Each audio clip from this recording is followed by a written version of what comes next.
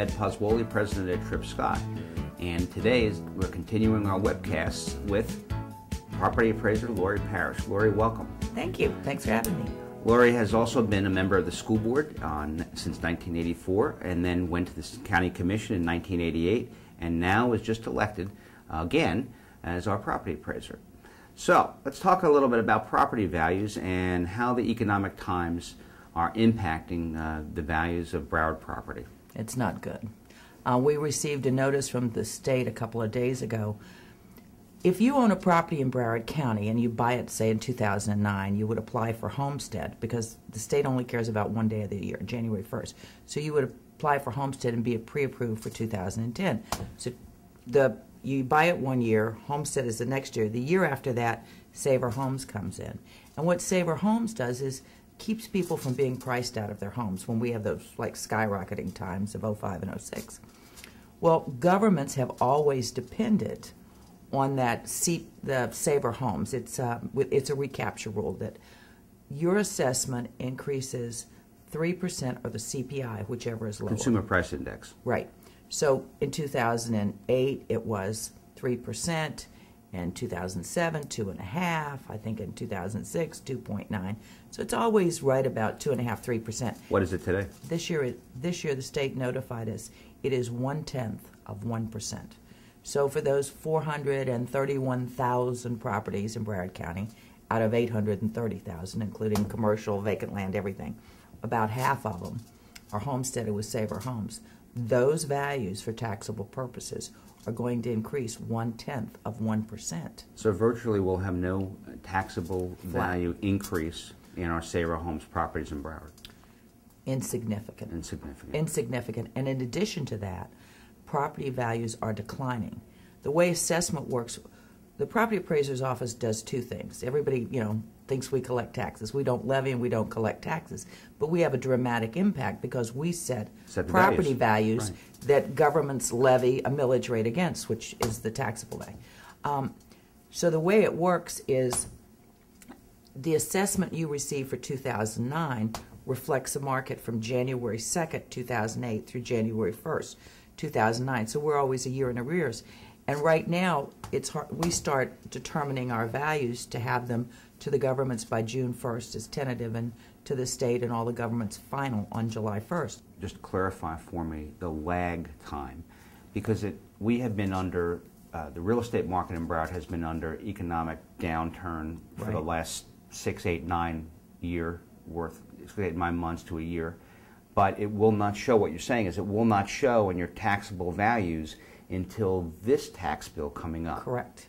Okay. See, what happened last year, people in 2008, they knew the market was going down and they get our assessments, and so more than ever since I've been there, I'm getting all these emails, hey, how could that happen? Right. And then they know that their just value on their property value goes down, but their Saver Homes value went up, and they didn't know. That didn't make sense to them either. But once again, that's a recapture rule with Saver Homes. So it's a lag indicator, essentially. Always. Assessments in Florida are always a year in arrears. Because think about it. This is January. How could we possibly set the values for 2009 when 11 more months of 2008 has to occur? Right. So it's always a year in arrears. Now, you mentioned foreclosures. Is Broward experiencing a share of foreclosures? That has had a dramatic impact. Property values, and it was basically, Eddie, those hokey mortgage products. Interest only, no money down, 100% financing, and they gave people that were not ready to buy a home first mortgages, second mortgages, and third mortgages. And then what happened is that people are losing their jobs as the economy, right, private industry as well as business. Just look at all the big contractors in Broward. Right. And the school board had a process and let out contracts for schools. And because of declining enrollment and foreclosures and people moving away, the state said to the school board, hey, no, you don't have okay to build those schools. So there's less work. Let's move on from the economy and the property values just for a second. This is a new year, and obviously we're in a time when people have to file certain things in order to maintain their exemptions with your office.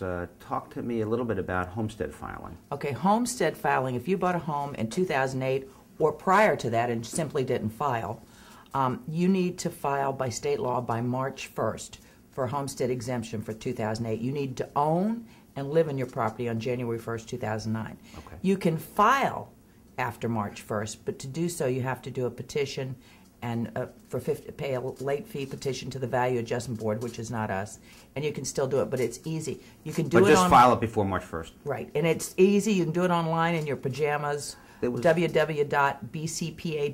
It's the yellow box that flashes on the top left. And so your very friendly, consumer-friendly website will help them through that. Right, and we're open on Saturday. We're open on Saturday, January 24th. We're open 2 Saturdays in March from 8:30 to 5, both downtown and in Plantation. For anyone who wants to file, you should also file for your other exemptions: senior exemption, disability, widowers, any type of exemption. If you're not sure if you qualify or not, all the information is on our website, or you can drop me an email at Lori, L-O-R-I, at bcpa.net. I actually have mine with me. I'll give it to you after this. Okay. Explain for everybody portability, because that was in the news last year, and it was supposed to help the real estate market, and to some degree it did. But talk to us about some of that. How does well, that I think it did to some extent. I think some people are disappointed because portability. If you go to our website and you look up your own personal property record, you will see that there are 2 columns. It has just value and assessed, or SOH, Save Our Homes Value. You have to go, if you bought a home in 08, you need to look at 08 because you'd be filing for 09. You need to look at your just value and your Save Our Homes Value. The difference between those 2 numbers, the money you're saving with Save Our Homes, is portability. So if you buy a home that is assessed for more than your just value, and it's not your purchase price. Say you buy a home for $100,000, and if you find one, call me. My kids are looking. But you buy a home for $100,000, your assessment is about $85,000. So you could have a $76,000 assessment on a condo and a Save Our Homes Value of $50,000. So the difference would be $26,000.